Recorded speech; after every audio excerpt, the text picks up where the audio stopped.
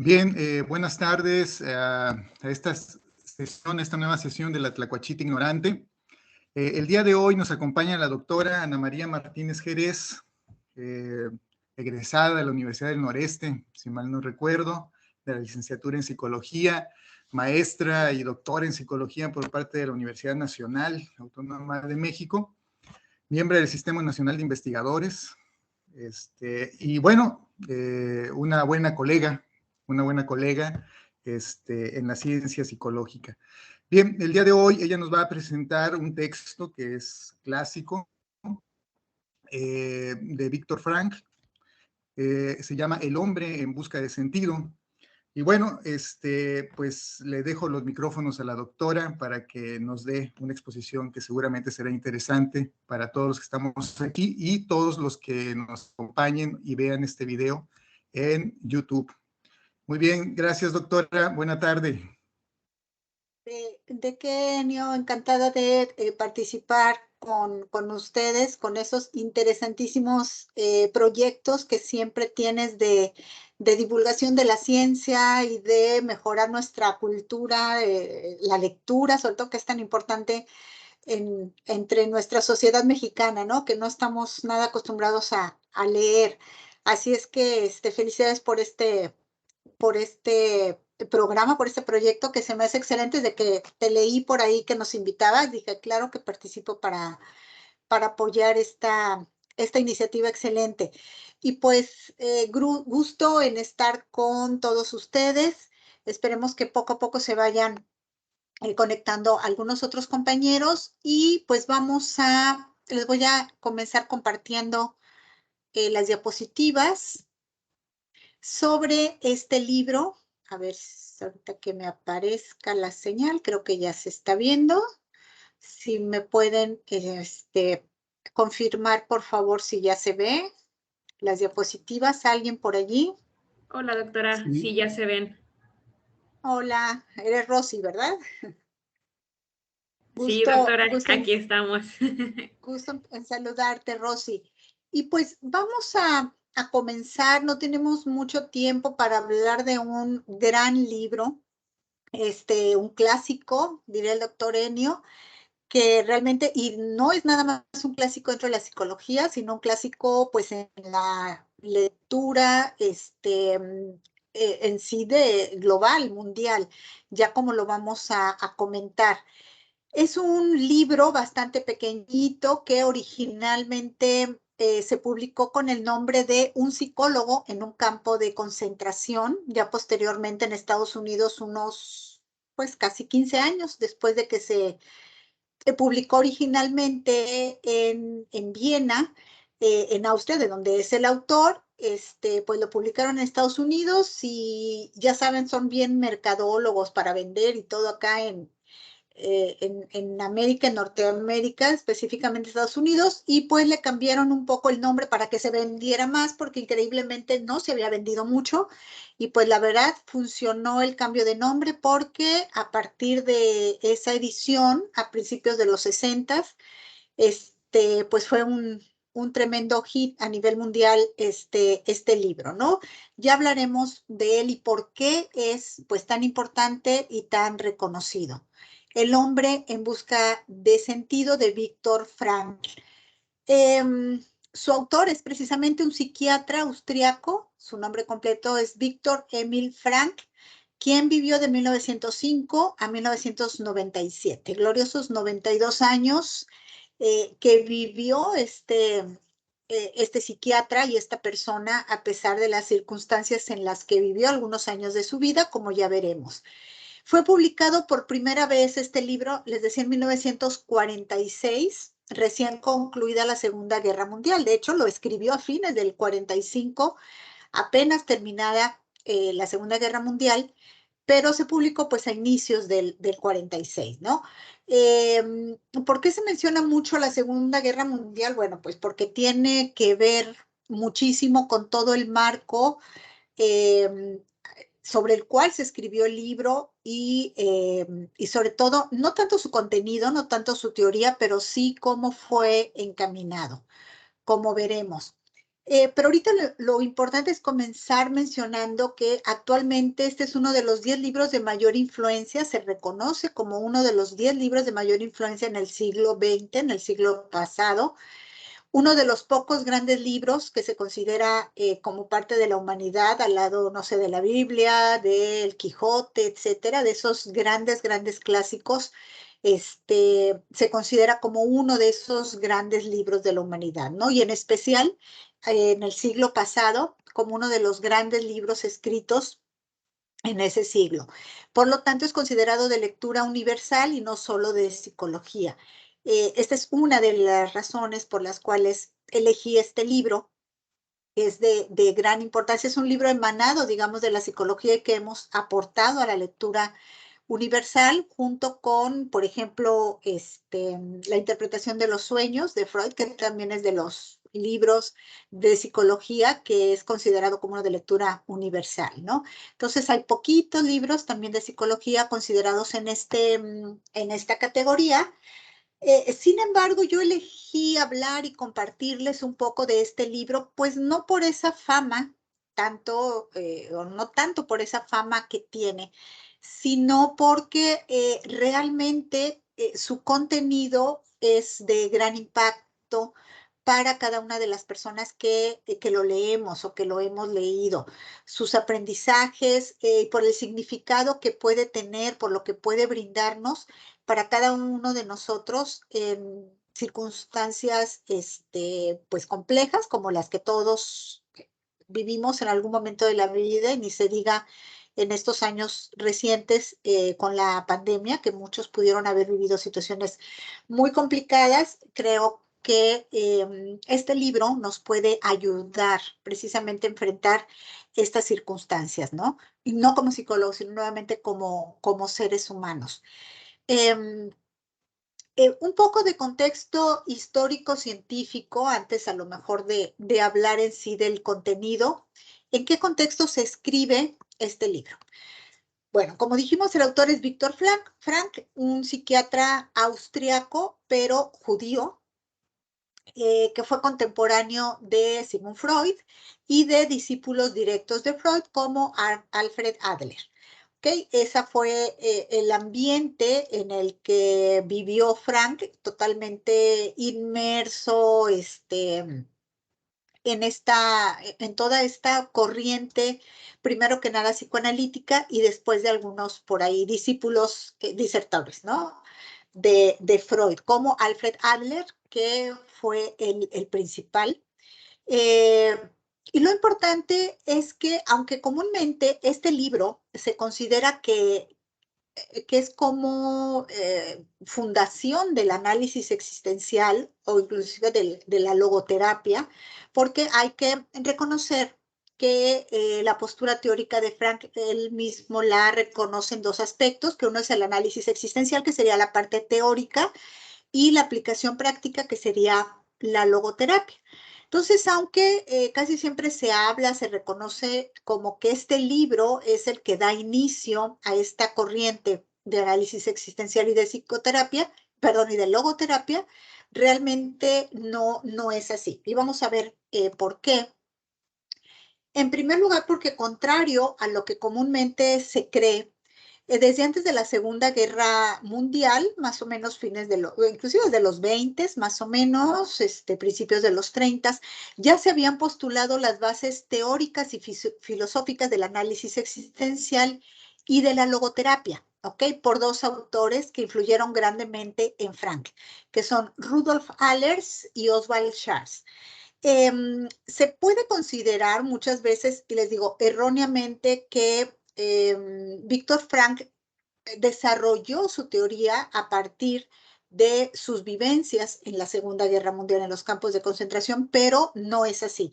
Él ya tenía toda una base teórica y filosófica desde antes, como les decía, y vamos a ver qué fue lo que realmente pasó en esos años importantes y sobre todo con este libro. Pero bueno, estas tres personas, Allers, Schwartz y Frank, que fue como un un tercero, tanto en tiempo, porque los dos primeros fueron, digamos, profesores, fueron psiquiatras que influyeron mucho en Frank, que fueron los que iniciaron realmente todo el análisis existencial, pero por la gran importancia de Frank, por todo lo que escribió, se considera él el tercer fundador. ¿Ok? Y ellos tres son considerados los fundadores de esta que se conoce la tercera escuela vienesa de psicoterapia. ¿Ok? De estas tres escuelas tremendamente importantes en Viena, la primera es obviamente el psicoanálisis de Freud, la segunda la de Adler, que le llaman la psicología individual de Adler, y la tercera escuela que sería el análisis existencial, es decir, tuvo una enorme importancia aún desde antes de la Segunda Guerra Mundial. Pero además, otra circunstancia por la que lo importante es saber que no es tanto este libro el iniciador, es porque Frank, antes de escribir El hombre en busca de sentido, escribió, digamos, unos mesecitos antes, el libro de psicoanálisis y existencialismo. Ese sí lo escribió y lo publicó en 1945, que en esta obra realmente condensa la teoría y la filosofía de esta nueva propuesta psicoterapéutica de esta tercera escuela vienesa. Entonces, realmente El hombre en busca de sentido es un libro como más práctico, es el libro mucho más conocido, pero no es el que funda ni mucho menos esta corriente. Este libro, Psicoanálisis y Existencialismo, para quienes les interesa esta corriente, que se ubica básicamente en el humanismo, más que en el psicoanálisis, aunque tenga raíces en psicoanálisis, realmente se ubica en humanismo, pues se los recomiendo mucho porque es la obra que explica de manera bastante clara y completa cuál es la teoría. Sin embargo, también en El hombre en busca de sentido, cuando la editaron en Estados Unidos, les decía a principios de los 60, eh, eh, la persona que estuvo trabajando con Frank para que pudieran hacer esa edición en inglés, les pidió que, sobre todo la editorial, que escribiera una partecita en donde resumiera la parte teórica. Entonces, hay como una segunda parte en El hombre en busca de sentido, la última, que es un agregado a lo que originalmente escribió en 1945 Frank, que es pues un condensado, ¿no? de la teoría existencialista en psicoterapia. Sin embargo, el libro que eminentemente habla de eso es este libro, ¿ok? El de psicoanálisis y existencialismo. Pero bueno, ¿cuál es el mayor atractivo del libro al cual nos estamos refiriendo, que es el del hombre en busca de sentido? Bueno, en primer lugar es que fue escrito recién concluida la Segunda Guerra Mundial, como veíamos en 1945, por lo cual está escrito dentro de unos sucesos históricos que realmente han sido de enorme importancia para nuestra humanidad, pero además porque se escribió recién liberado Frank como sobreviviente de 4 campos de concentración en donde estuvo viviendo, lo estuvieron moviendo durante 3 años, de 1942 a 1945. Desde los últimos 3 años de la guerra, él vive en 4 campos de concentración, y que fue en donde pues surgió muchas de las ideas del libro que seguiremos comentando. Pero también algo importantísimo que le da gran pues valor, no solamente a que vivió en un campo de concentración, a que fue sobreviviente, sino que Frank en campos de concentración perdió a sus papás, la mayoría de hermanos, familiares, tíos, etcétera. Y sobre todo algo que él le dolió muchísimo es que estaba casi recién casado en 1942 cuando los detienen y envían a toda la familia a los campos de concentración, y su esposa estaba embarazada. Entonces, pues además de perder padres, hermanos, familiares, a su esposa, también a un futuro hijo. Es decir, Frank estaba totalmente solo. Poco a poco se fue enterando ya en los campos de concentración de que habían ido, bueno, en algún momento durante los campos de concentración, y mucha de la información lo obtuvo después al salir, de pues las personas a las que fue perdiendo de su familia, ¿no? Y esto es sumamente importante porque podemos considerar que cuando las personas fueron liberadas de los campos de concentración, bueno, pues todo fue felicidad y yo sobreviví y bueno, pues vamos a ver ahora qué nos depara la vida, etcétera. Muy fácil, pero no. Realmente Frank considera que aunque sí sufrió cierta depresión cuando entró al campo de concentración, el mayor impacto fue después, al finalizar, precisamente porque se vio solo, devastado, toda su vida devastada, empezar de cero. Entonces, fue algo tremendamente complicado para él. Es decir, hasta su esposa, su nueva familia, ¿no? Su esposa, su futuro hijo o hija, que nunca supo, los perdió.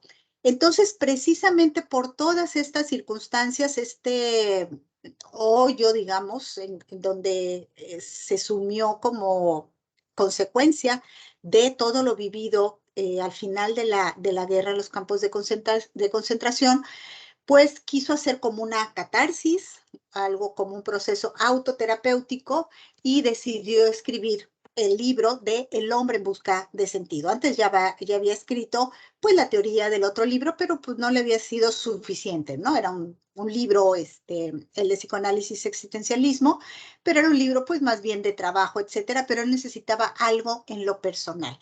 Y fue así que decide hacer este libro, el cual escribe en 9 días.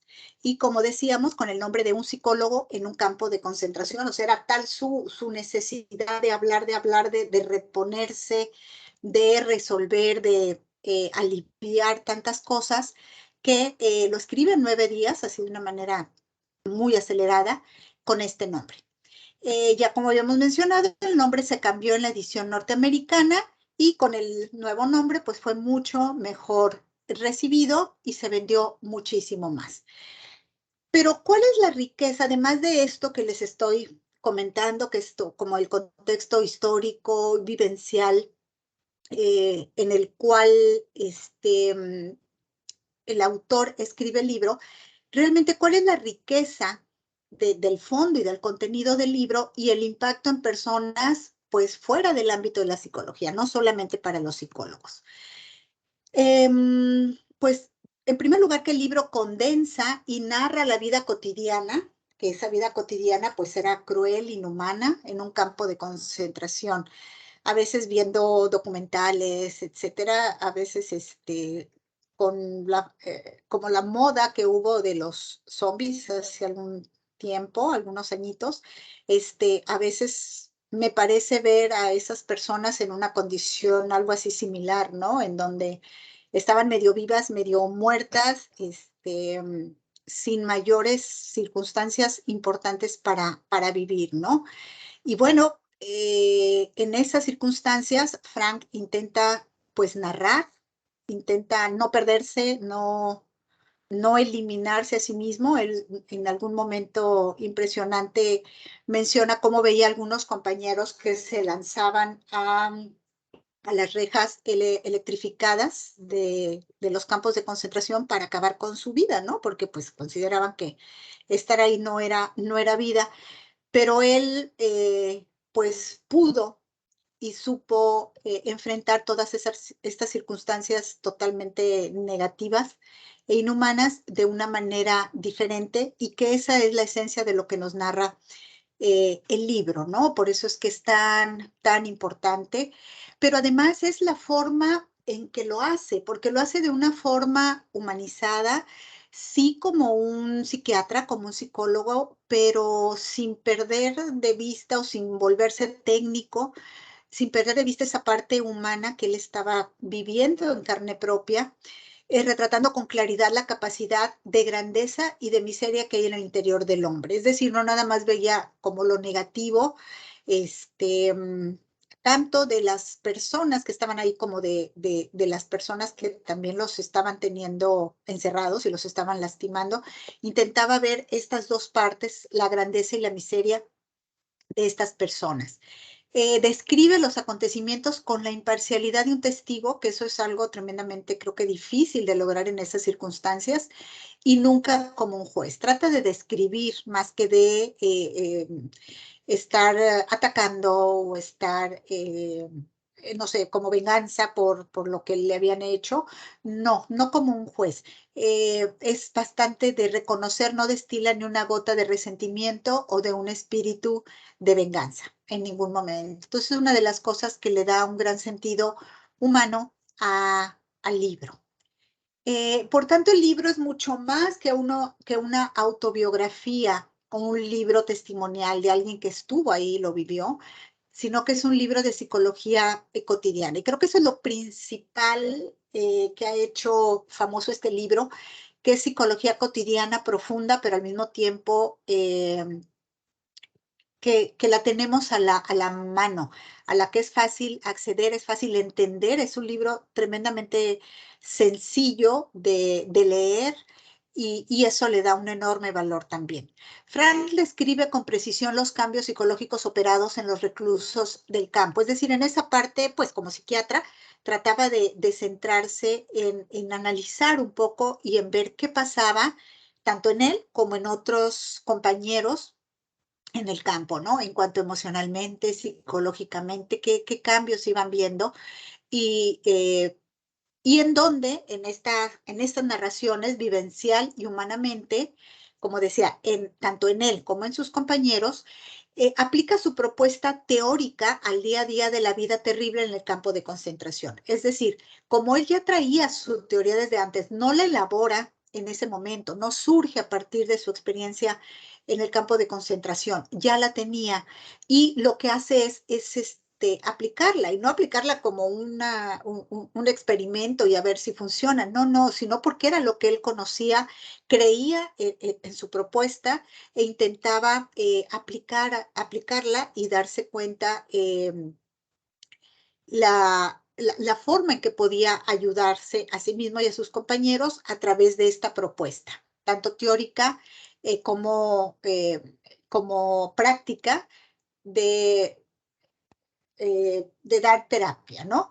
Así Frank pudo experimentar situaciones impensadas e insospechadas para profundizar en el conocimiento del hombre. Tuvo como un laboratorio vivencial ahí a la mano, una investigación vivencial en donde pues no solamente quizá tuvo oportunidad de observar a otras personas, sino a él mismo. Eso le da un gran valor a todo esto porque él también lo estaba viviendo. Acá siempre hacemos una investigación y bueno, todo es externo para allá, para ser objetivo, etcétera, todo lo que la ciencia pide.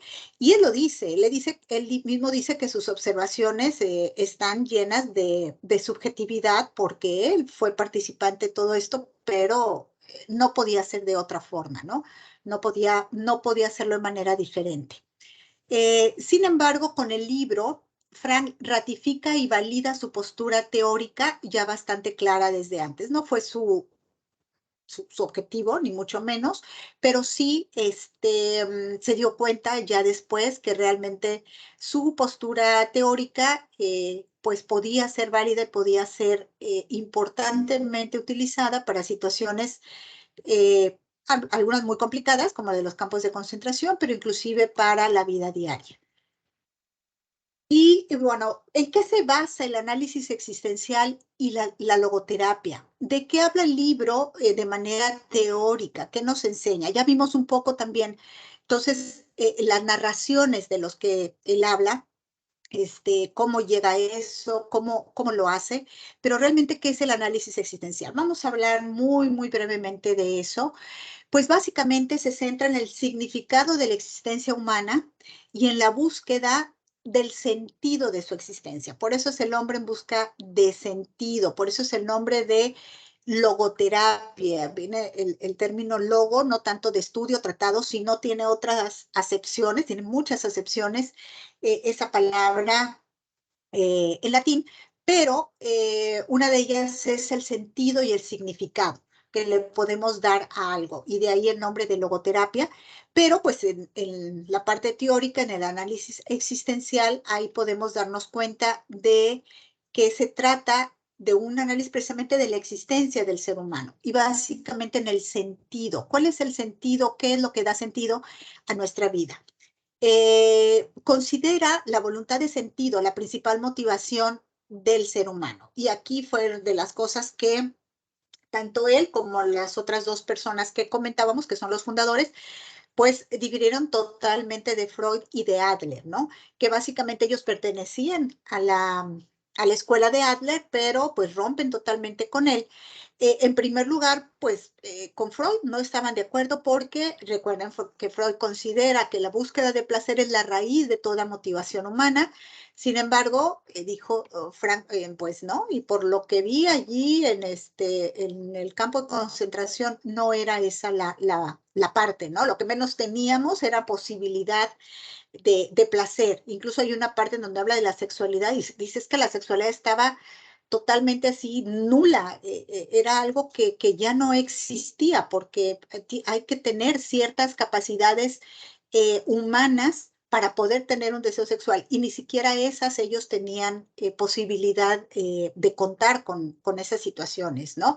Entonces yo les decía, estaban, a veces así lo considero, yo ahora que releí el libro, me queda como más clara esa idea, así como algo muy parecido a unos zombies que no es ni totalmente vivos ni totalmente muertos. Entonces, la búsqueda de placer no era algo importante. Pero también reconoce que no tiene nada que ver con Adler, quien postulaba en su escuela que la principal motivación es la búsqueda de poder, ¿no? Y ellos decían, no, pues lo que queríamos era vivir, queremos cosas, comer, no tener frío, no, etcétera, ¿no? Cosas mucho más básicas que una búsqueda de poder. Igual que el placer, para querer tener poder tienes que tener unas ciertas necesidades satisfechas para poder llegar allá. Entonces, él consideraba que no, pero que sí el sentido o la voluntad de sentido a la vida sí llegó a ratificar, más que encontrar, porque eso ya lo postulaban desde antes, pero sí a ratificar que esa voluntad de sentido es la principal motivación del ser humano.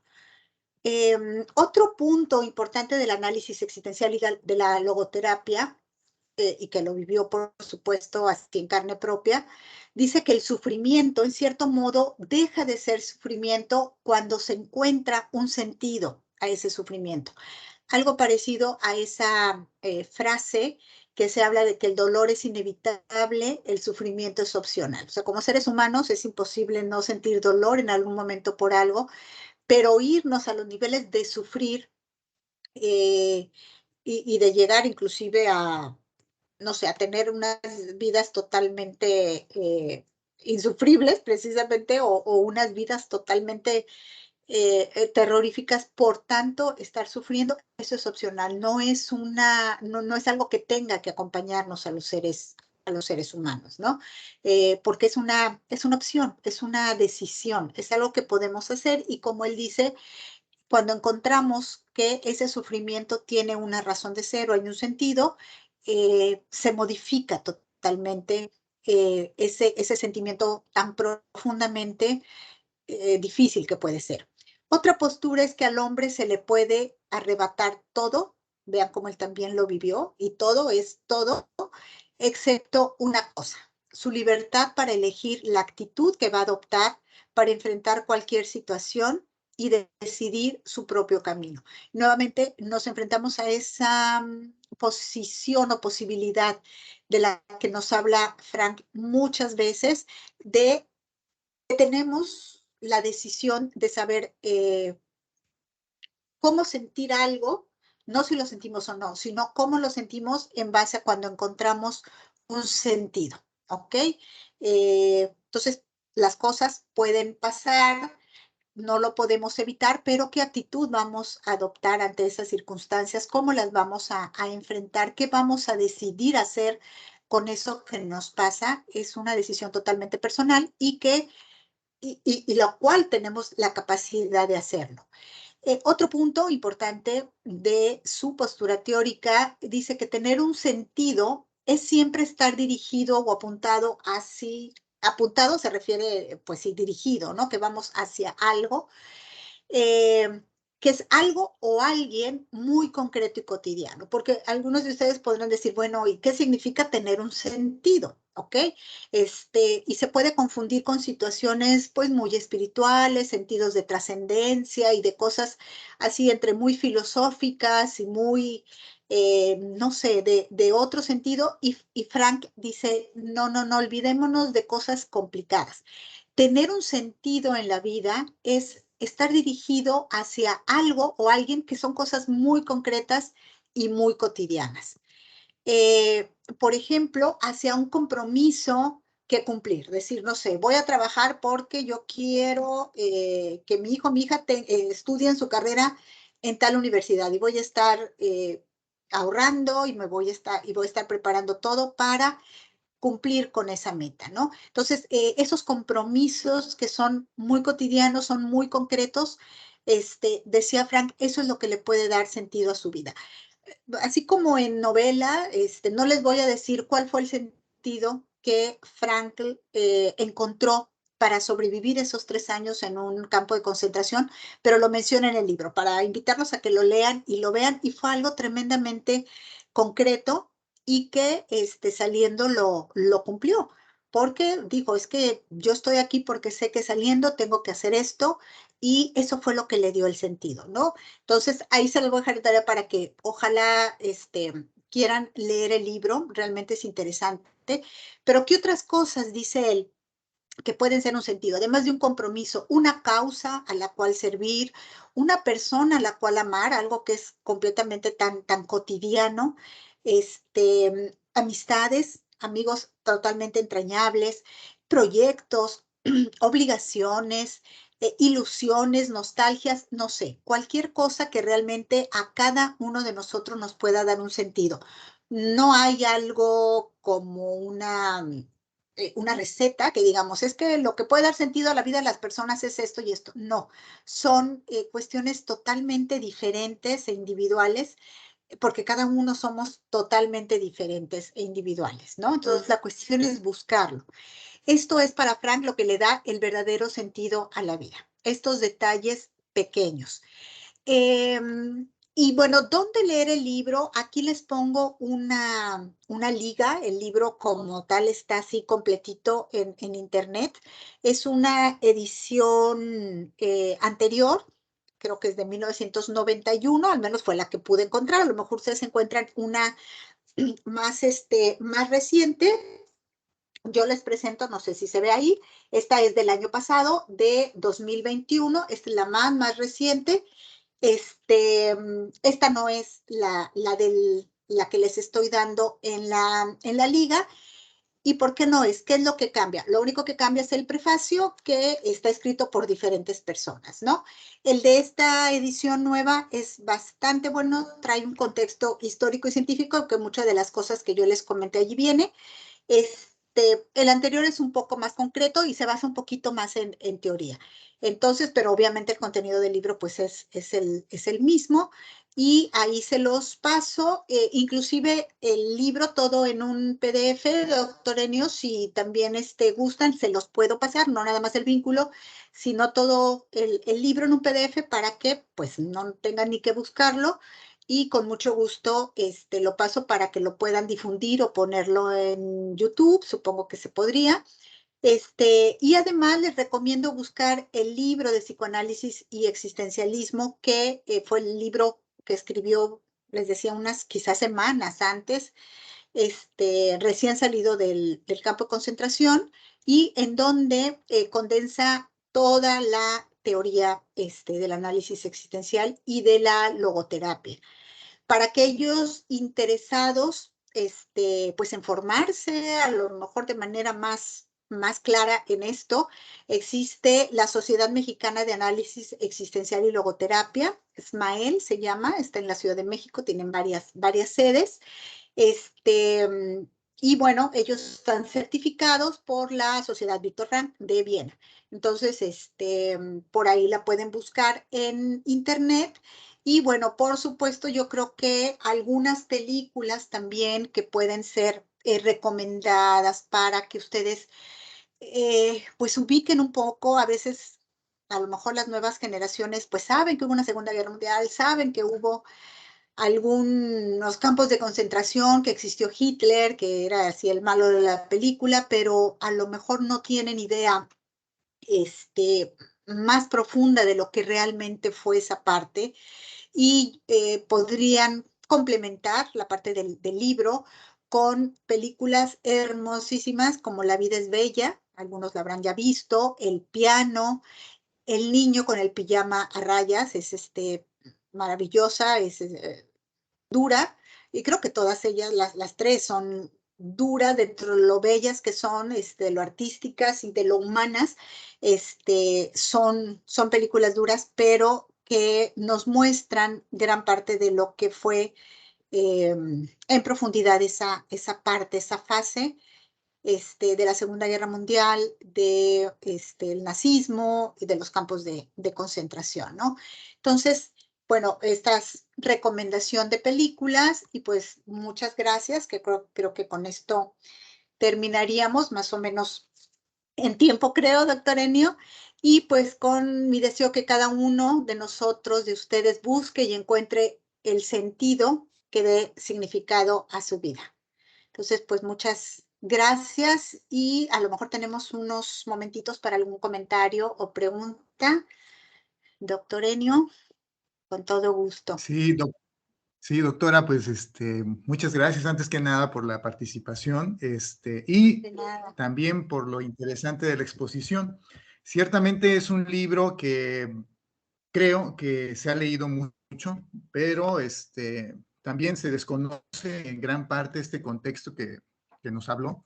Y, por ejemplo, escuchándola, venían a mi mente algunas de las prácticas, ¿no?, que siempre hacen en el contexto occidental, sobre todo si consideramos que estamos en una etapa de posguerra.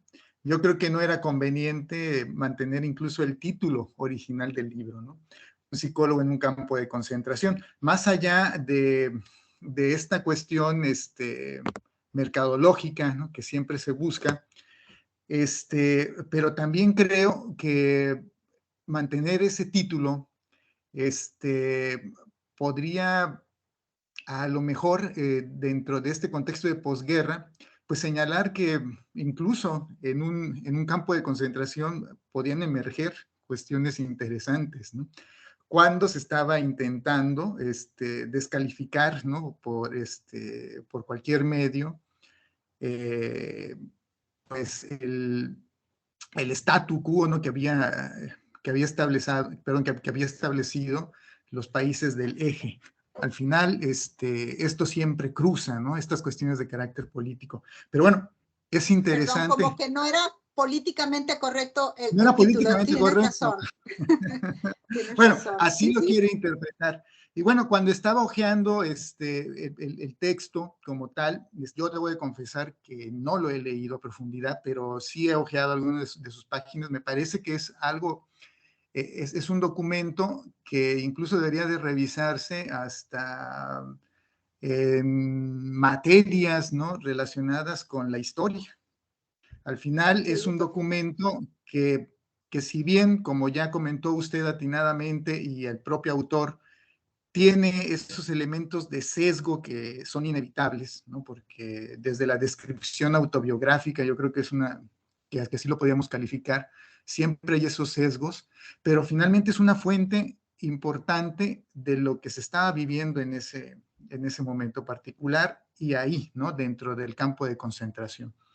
Y bueno, respecto a eso, a mí me gustaría preguntarle a la doctora si lo señala directamente el texto o en otras fuentes se ha referido.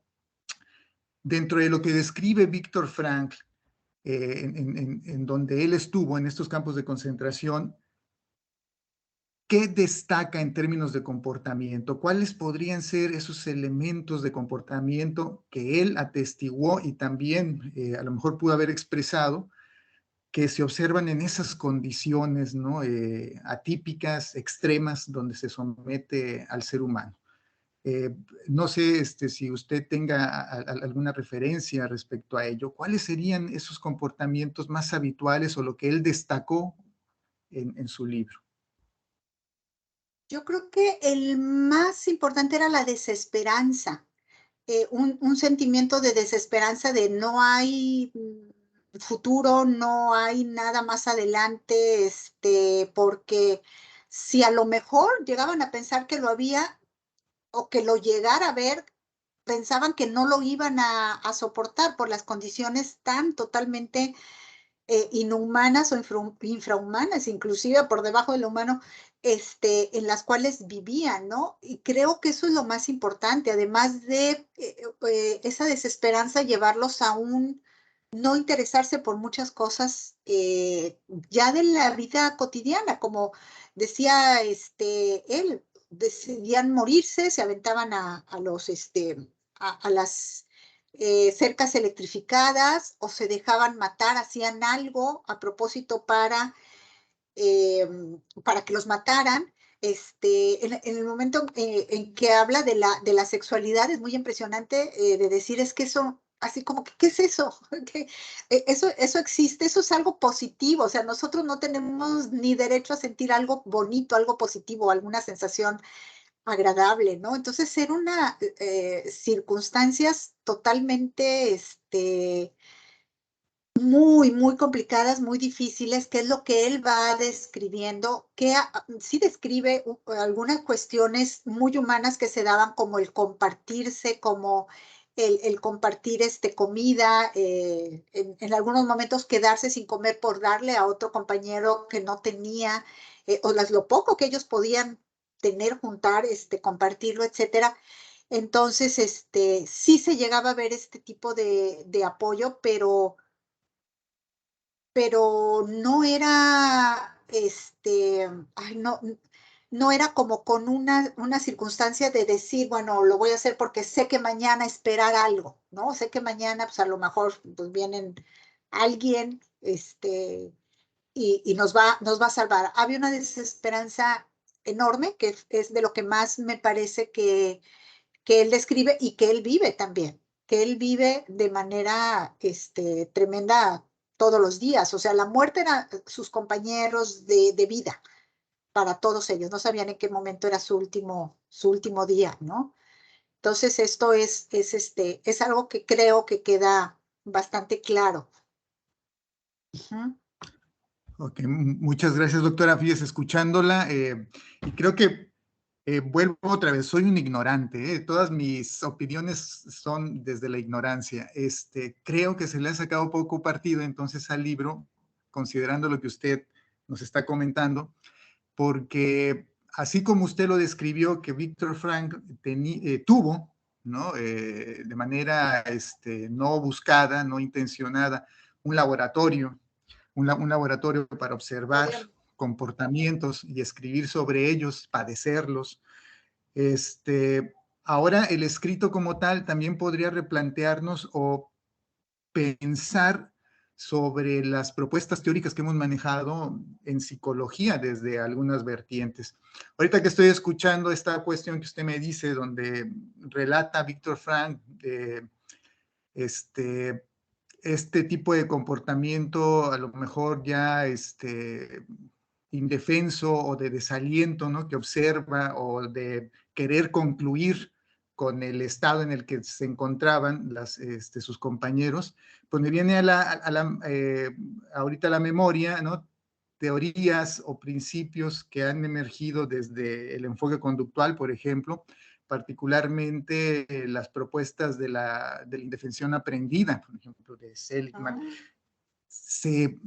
Se podrá observar, o sea, esto que nos está refiriendo, ¿no? Frank, podría replantearnos estas cuestiones de la indefensión aprendida, de esto que observó en perros originalmente, ¿no? Seligman, o cuestiones relacionadas con la sexualidad, que ahorita, ¿no? Incluso lo comento con mis alumnos o con otros colegas, es un terreno que sigue en la época medieval, por ponerlo de alguna manera, ¿no?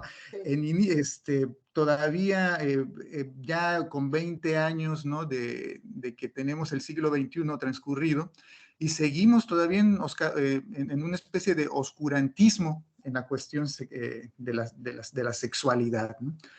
Pero qué interesante, porque al final el elemento de la sexualidad que a veces se piensa como una cuestión que siempre está ahí, que emerge en todo momento, pues observamos que también se debe al contexto, ¿no? Y eso podría a lo mejor ayudarnos a entender que no necesariamente el comportamiento sexual tiene que ver, si bien es un elemento biológico, pero también está matizado por las condiciones sociales bajo las cuales puede emerger, ¿no?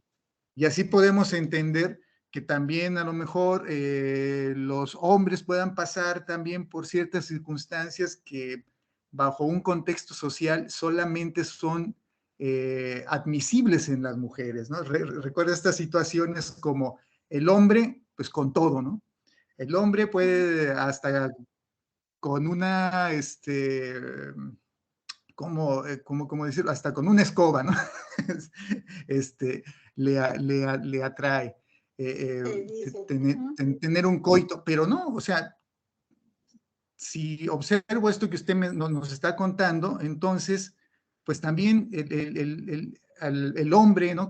Le es permitido expresar la sexualidad o no, dependiendo a lo mejor de ciertas cosas que en su vida ocurren, como podría ser estar agobiado por el trabajo, ¿no?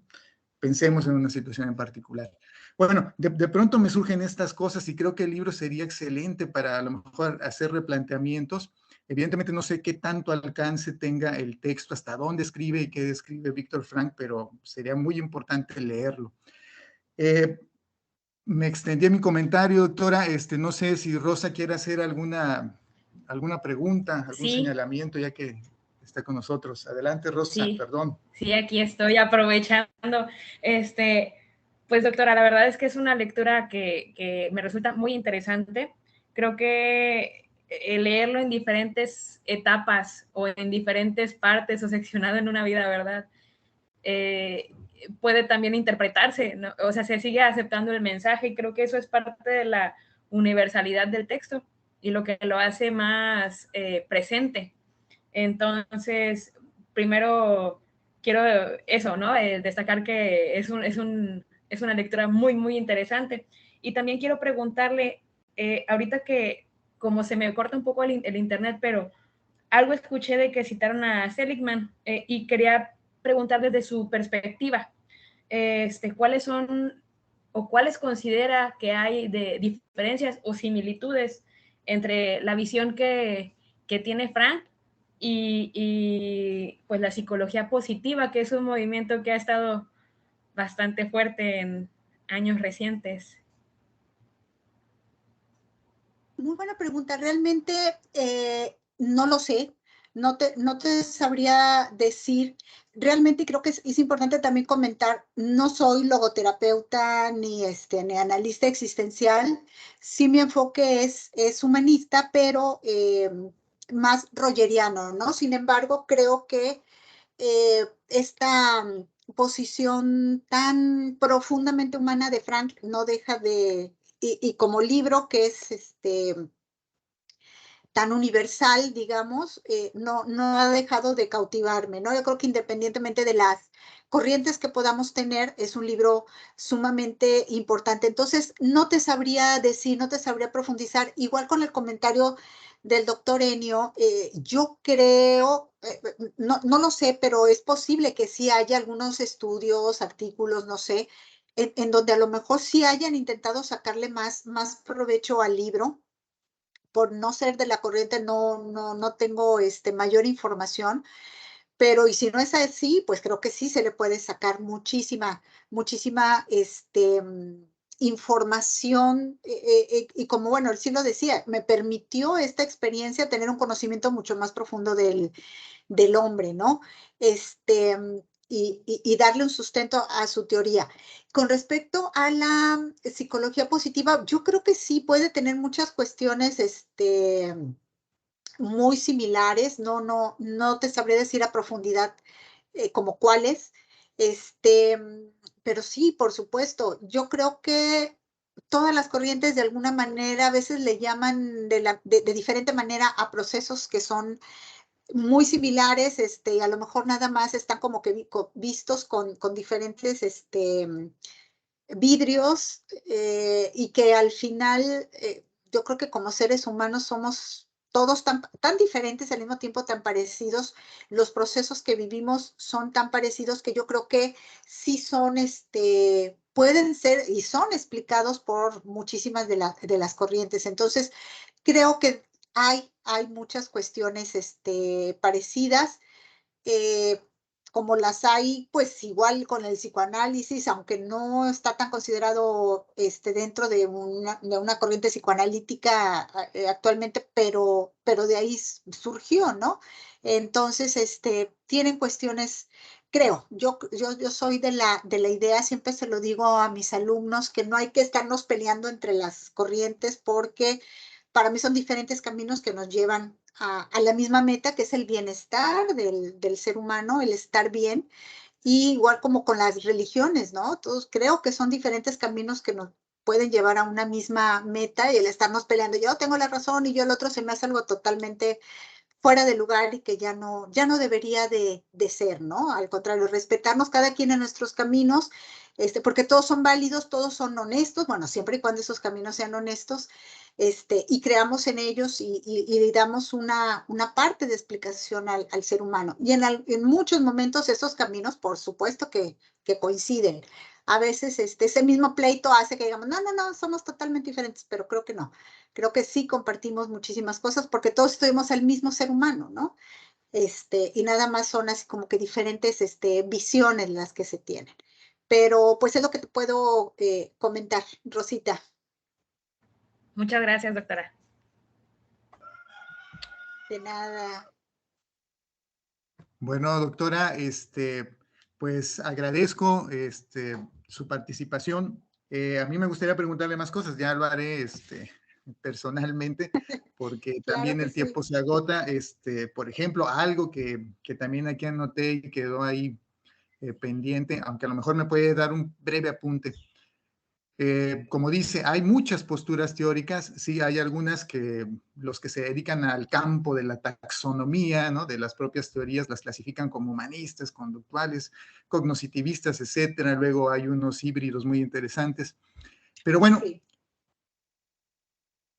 considerando que la propuesta de Frank, específicamente la logoterapia, esta terapia del sentido que nos comentó, se clasifica o la han clasificado como también humanista, existencialista, y la de Rogers también. ¿Cuáles serían las principales diferencias o similitudes?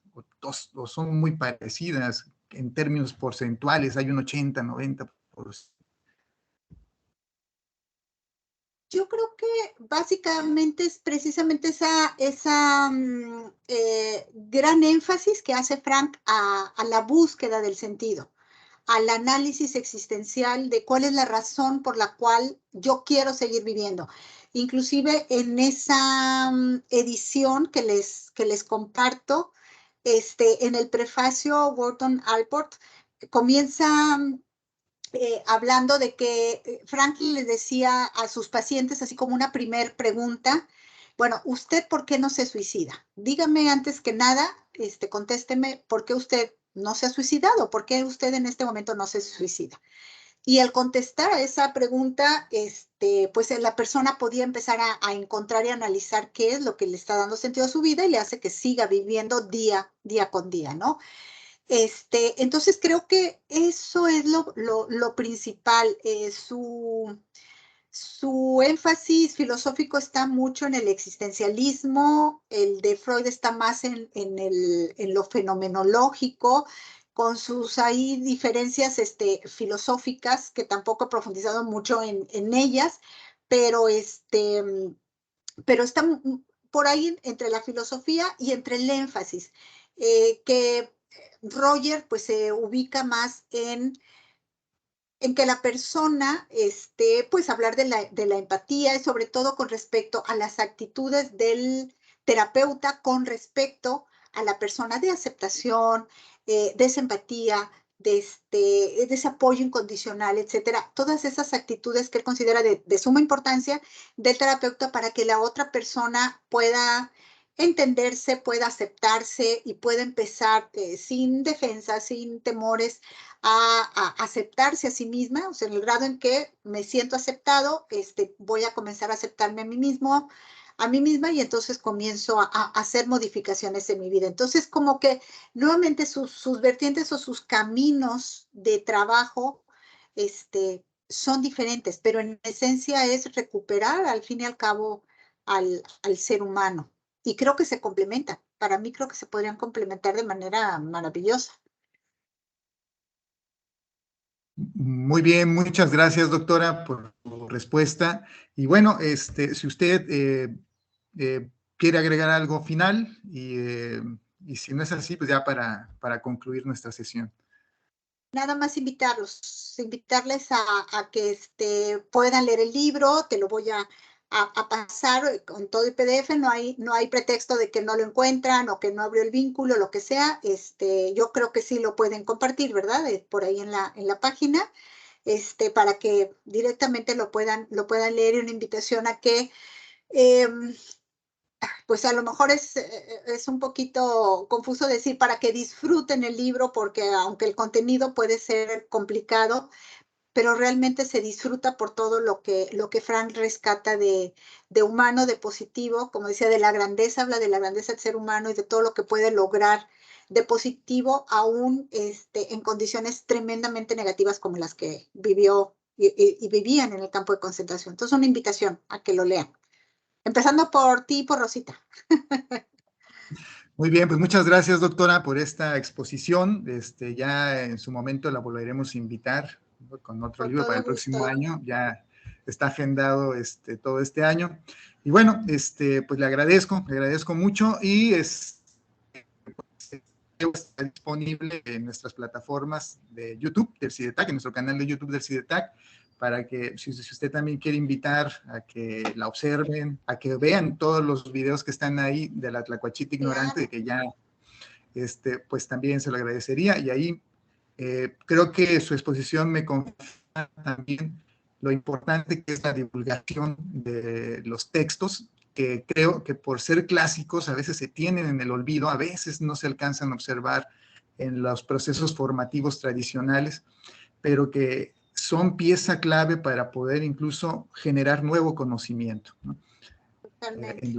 Para entender el comportamiento humano. Pues muchas gracias, doctora, y aquí concluyo esta sesión. Hasta luego. Claro que sí. Que tengan buen Muchas día. gracias, hasta luego. Estar con ustedes. De nada. Igualmente. Buen día. Gracias, bye bye. Bien. Adiós.